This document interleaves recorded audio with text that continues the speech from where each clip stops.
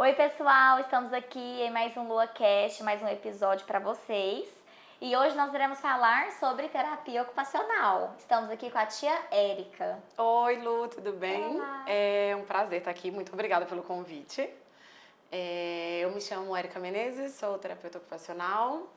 Eu tenho pós-graduação em terapia ocupacional na reabilitação neuropediátrica e também em análise do comportamento aplicada ao desenvolvimento atípico. E é um prazer estar aqui falando sobre um pouco desse mundo que é o desenvolvimento infantil. Tia Érica, vamos lá. Conte para nós, conte para o pessoal um pouquinho sobre a terapia ocupacional no contexto infantil. Existe uma lista que é determinada e descreve quais são as nossas ocupações. E dentro dessa lista está lá o brincar como ocupação. Então, quando a gente fala do contexto infantil, o brincar é a principal ocupação de uma criança, né? E é ali quando ele vai desenvolver todas as habilidades, assim, motoras, sensoriais, cognitivas, emocionais. E é através do brincar que a criança tem a oportunidade de ir desenvolvendo essas habilidades e se expor a essas situações. Então, habilidade motora, sensorial, comportamental, cognitiva, através da brincadeira ela consegue se expor a tudo isso e adquirindo repertório e novas habilidades. Perfeito, Érica. E como que funciona? O paciente chega para você no contexto de clínica, no contexto de consultório, e vamos tentar explicar para as famílias o que acontece a partir daí, né? Ótimo. Então, assim, a criança, como eu já falei, né, quando chega, ela tem que ter um prejuízo ocupacional. Então, o que está impactando na vida dela? Então, a primeira coisa que a gente faz é fazer uma boa anamnese, né? Entender o que é que está acontecendo e quais são as queixas que a família está trazendo para nós, né? Então, como que está essa criança em casa? Como que está o sono dessa criança? Como que está o desempenho dela na escola? Como que está a interação com os colegas em outros meios? O que essa criança tem de habilidades ou de dificuldades? E a partir daí a gente já vai, com as respostas da família, a gente já vai traçando, às vezes até algumas hipóteses, né, do que a gente vai trazendo em sessão. Quando traz para a sessão, a gente faz avaliações padronizadas, cada caso é um caso, né? É individualizada, então, a questão dessa avaliação. Isso, às vezes eu preciso investigar algo específico, ou vou precisar usar um protocolo específico que eu posso não usar com outra criança, né? Então, o que eu estou investigando ali? E também a minha avaliação clínica. Então, como que está esse desempenho dessa criança, né? Quando a gente consegue fazer esse bom caminhar, né, dessa avaliação, a gente consegue traçar objetivos mais palpáveis, porque a gente avalia sempre terapia ocupacional como ocupação. Então, se o indivíduo está com um prejuízo em alguma habilidade escolar, na socialização na escola, desempenhar as tarefas, normalmente, né, ele não está só ali nesse contexto. Então, onde mais eu tenho de prejuízos que eu posso estar unificando com essa lacuna dessa criança e entender por que ele está tendo esse comportamento. O que está acontecendo? O que está acontecendo nesse contexto que a gente precisa investigar para conseguir intervir?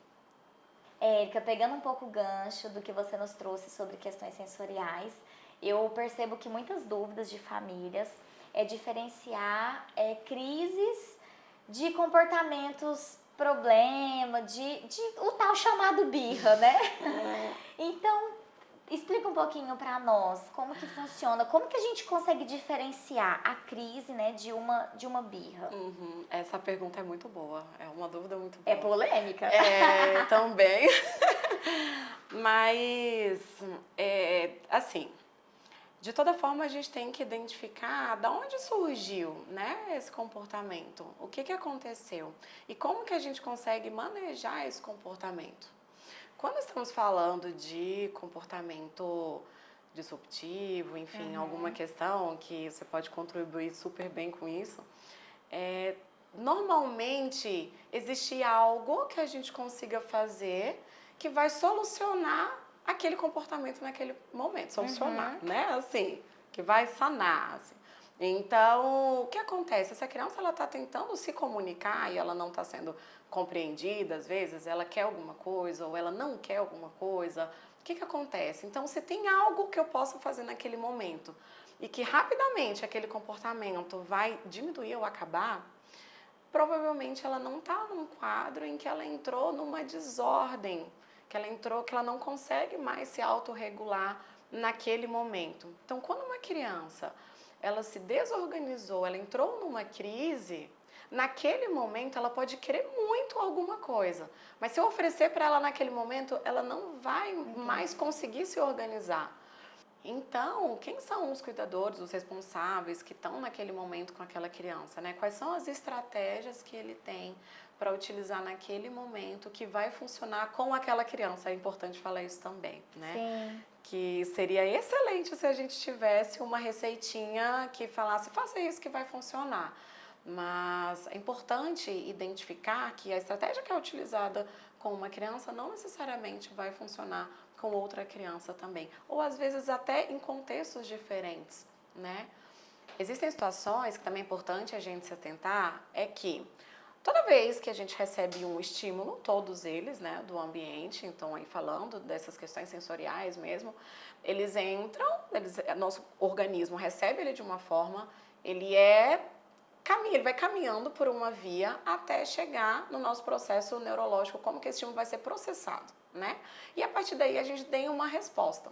Então o que acontece também, e que às vezes pode surgir uma dúvida, né, de nossa, eu não consigo entender em qual contexto esse comportamento se desencadeou, né?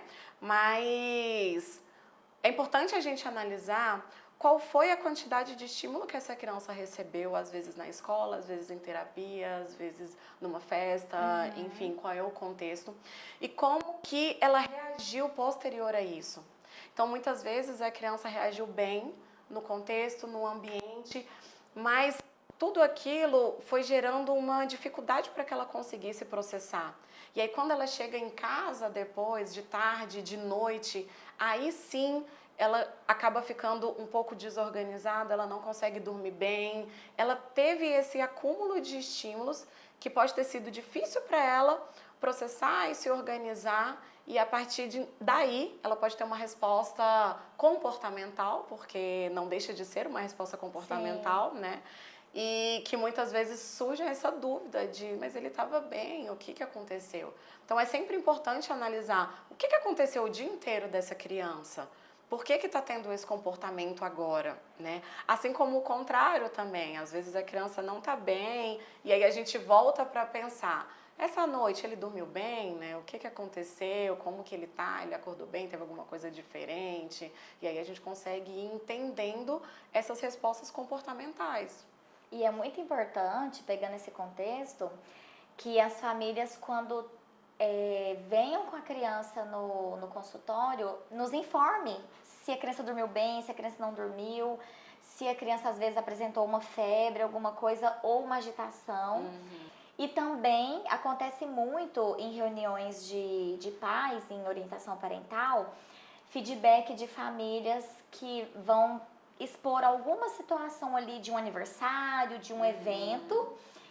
Eu já escutei muito algumas famílias comentando de, nossa, ele estava tão bem na festa, eu não entendi por que ele deu trabalho, né, a forma de falar, por que ele deu trabalho depois, quando chegou em casa, ele não dormiu, ele chorou muito, eu não entendi por que ele chorou muito.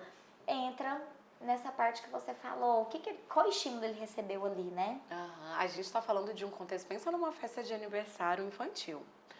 A gente, pensando numa festa de aniversário infantil, a gente está falando de um contexto que são muitos estímulos, sim, mesmo, né? São outras crianças, gente, criança brincando com criança, ele não vai saber se eu posso ou não te tocar, se você gosta ou não dessa sensação, né? É natural, assim como acontece muito na escola também, né? É verdade. E aí a música, barulho, enfim, claro que eu tô falando de modo geral, né, assim, mas são muitos estímulos que a criança recebe, como que ela consegue processar isso posterior a esse evento, né? E trazendo um pouco do que você falou, desse contato com a família, é primordial que a família seja honesta e clara conosco, né? A gente precisa saber o que está acontecendo fora daqui. Lu, e é super importante isso que você pontuou da família, né, ter esse contato. A gente precisa, é primordial que a gente tenha esse contato estreito com a família. Eles precisam trazer o que está acontecendo, a gente precisa ter essa compreensão. Então, muitas vezes um comportamento ou uma habilidade até que é apresentada em clínica, em consultório, ou quando está na nossa presença ou não, como que está sendo em outro ambiente, como que é no ambiente externo, como que está sendo em casa. É importante que a família traga, às vezes podem ficar com receio, mas não é para ter receio, né? A gente está aqui justamente, o ideal é que seja um ambiente acolhedor para a família também. Não é um ambiente de julgamento, né? De forma aqui, alguma. na verdade, tanto a família quanto a criança estão aqui para receber a aprendizagem que precisam, né? Exatamente. Então, nós, enquanto profissionais, eu nem sei se as famílias têm tanta noção disso, né? Mas o tanto que a gente senta, quebra a cabeça e tenta se colocar, né, do outro lado e entende também até as metas que a gente estabelece, até que ponto essa família consegue nesse momento, até que ponto ela não consegue.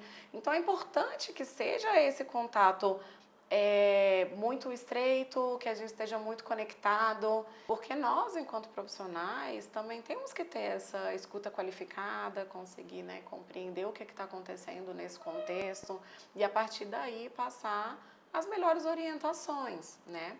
Assim, o tempo que a criança passa em terapia, às vezes um tempo maior, um tempo menor, mas enfim, o nosso objetivo, e aí eu vou trazer, voltando, né, para a minha área, quando eu falo, voltando em papel ocupacional, qual é o impacto direto na vida dessa criança? Então, o que eu estou construindo daqui, mas eu quero saber qual é o impacto que isso está tendo no dia a dia dela. Perfeito, Érica. E eu sempre oriento as famílias também, quando nós estamos em reunião, que exatamente isso que você falou, não é só a criança conosco, a criança com as profissionais. A questão do tratamento, ele envolve tudo, ele envolve a criança, ele envolve a família também. Então, a minha orientação para as famílias sempre é que as famílias também precisam estar bem. A família também precisa receber cuidados, não é só os nossos pacientes. Para que a família também consiga passar para a criança um ambiente acolhedor, né? Um ambiente, passar para a criança uma segurança. E quando a família não está bem, muitas vezes, o que acontece? A criança também provavelmente já apresenta ali alguma mudança de comportamento, né? É extremamente importante isso. A gente fala do cuidar de quem cuida, né? Isso, perfeito. É extremamente importante.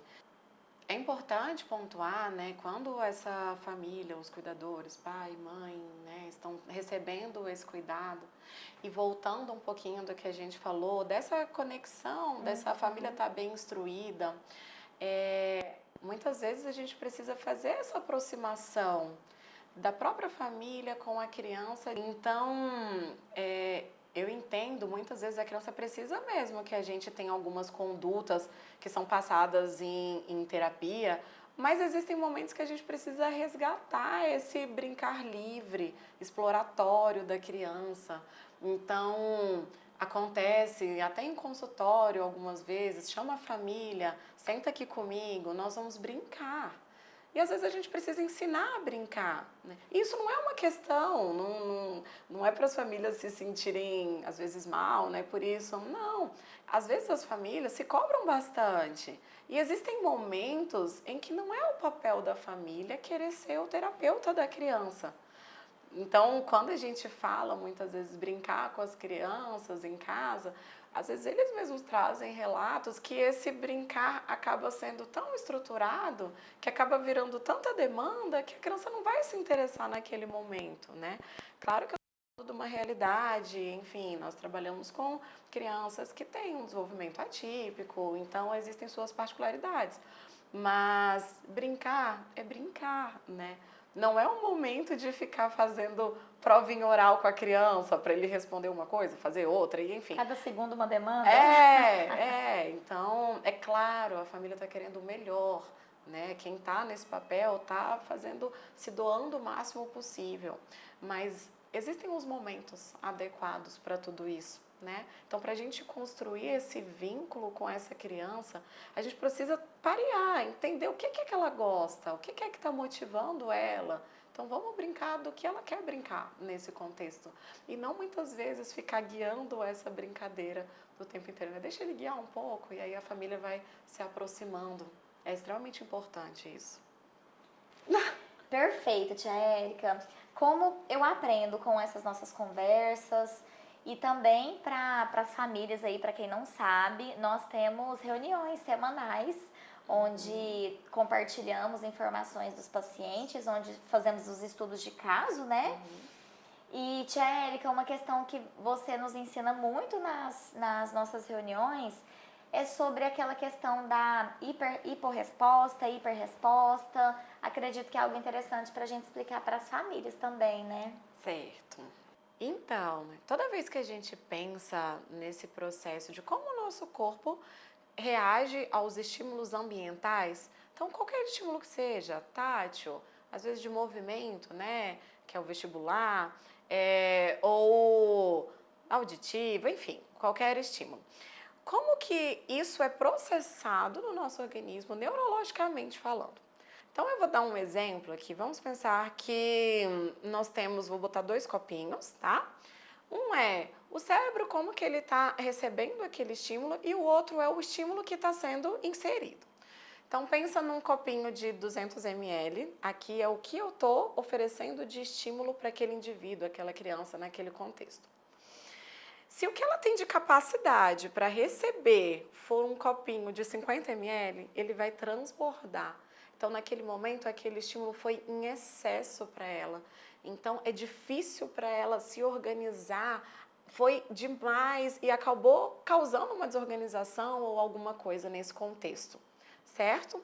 Então, no caso, nesse momento, seria uma criança que teve uma hiperresposta, entende? Porque aquilo foi muito para ela suportar. Agora pensa que o que ela tem capacidade até atingir o limiar neurológico dela é um copo de 500 ml. E o que eu tenho de estímulo aqui foram 200 ml. Ele não alcançou esse limiar. Então, às vezes, o estímulo que essa criança precisa naquele momento é maior do que o que foi oferecido para que ela consiga perceber, né? E consiga lidar com ele e processar. Então, acontece casos nos 2 contextos. Às vezes a criança que algum estímulo é bastante aversivo para ela ficou um pouco mais sensível nesse contexto, ou o contrário. Às vezes a criança que demora para perceber algum estímulo, que às vezes bate, às vezes se machuca e não sente muito. E aí depende do contexto, né? Vale também pontuar que, falando de processamento sensorial, não basta falar desses 2 aspectos, são alguns componentes, mas a gente tem que avaliar como é que está a função de praxis, como que essa criança consegue executar uma tarefa. Então, às vezes a criança tem uma dificuldade de executar uma tarefa ou não consegue lidar bem com alguma situação, não porque ela tem uma aversão, mas essa criança ela tem um baixo controle postural, ou ela tem às vezes uma dificuldade de como ela vai idealizar a ação, vai planejar a ação, ela vai executar essa ação, ela tem tudo isso discriminado em todo o processo neurológico dela. Então, estamos falando de várias coisas que precisam ser avaliadas em conjunto para identificar o porquê que está sendo desafiador executar uma tarefa.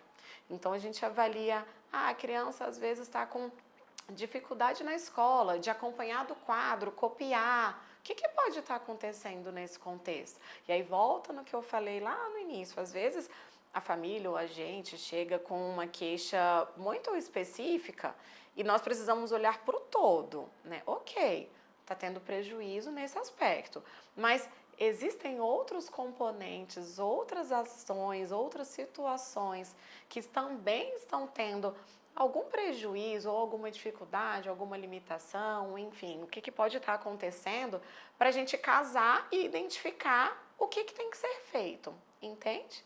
Então a gente pega o objetivo final dessa criança e volta um pouquinho todo esse repertório de como ela consegue se organizar no meio para conseguir caminhar e chegar até lá. Nossa, ficou perfeito. Tia Érica, outro assunto muito importante e polêmico ao mesmo tempo, que você nos ensina sempre, em reuniões, nos orienta, é sobre o desfraude. É bem delicado, né?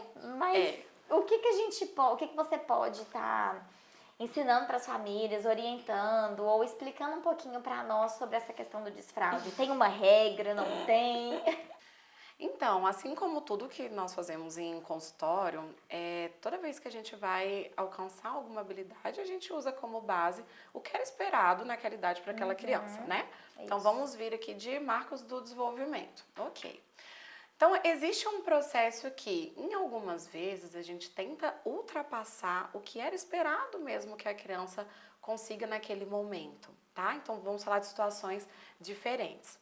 Ou às vezes já era para ela adquirir, mas aí tem uma lacuna ainda que tem como critério, requisito para que ele consiga, para que ele consiga adquirir essa habilidade, né?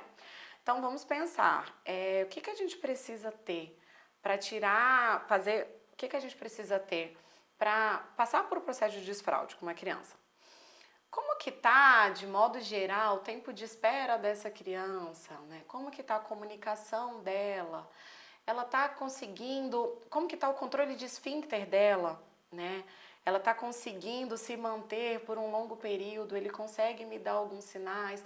Às vezes são sinais que não é só a gente fazer um treino com a criança, existe um processo de maturação neurológica para aquele corpo dizer, para ele conseguir adquirir essa habilidade, né, que nós queremos ensiná-lo.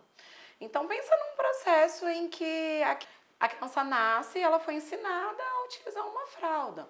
E aí, com o passar do tempo, ela precisa ser reensinada. E em determinado momento, depois de ter feito uma análise, se essa criança está pronta para iniciar esse processo, para que também não seja traumático para ela. É importante pontuar isso, porque o processo de desfraude, ele parece ser simples de ser E feito, não é? mas a gente tem que ter alguns cuidados, né?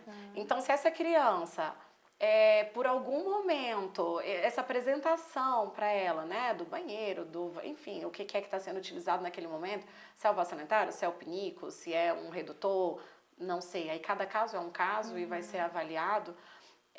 Se em algum momento ele sofreu um processo traumático, existem possíveis consequências que vão ser mais difíceis da gente conseguir trabalhar. Então, se essa criança ficou com muito medo ou teve uma sensação desagradável, se ela começa a segurar por mais tempo do que deveria, quais são os processos fisiológicos e prejuízos que isso pode causar a ela, entende? Então, é preciso fazer essa análise minuciosa para que essa família receba a orientação adequada e a gente fala, então, ok, agora nós vamos caminhar juntos, né? Essa criança já me mostrou que ela dá conta nesse momento. Então, vamos fazer essa aproximação desse novo contexto. Então, é um pouco delicado mesmo, né? De como que a gente vai conseguir orientar. E aí eu volto. Cada caso é um caso. É realmente algo individualizado ali, né? Sim, exatamente. Nossa, tia Érica, a gente vai conversando e eu percebo o quanto é extenso esse tema e esses assuntos de todas as nossas áreas, né? Sim. Mas da área de terapia ocupacional. Mas quantas informações importantes você nos trouxe. E eu queria muito te agradecer por estar aqui, por passar para as famílias conteúdos muito ricos, muito importantes. E com certeza teremos mais episódios, né, com mais conteúdos importantes para vocês, família. E aproveitando aqui, você, família, que tiver alguma dúvida, que queira deixar alguma sugestão de tema, estamos à disposição. Deixe aqui nos comentários algum tema que vocês tenham interesse. Luísa, muito obrigada, eu que agradeço, foi um prazer estar aqui, é sempre muito rica essa troca, né? Toda vez que a gente se encontra e consegue conversar sobre todos os assuntos. Espero que a gente consiga se encontrar e abordar cada vez um pouco mais sobre todo esse universo, como a gente já falou lá no início, né? Muito obrigada.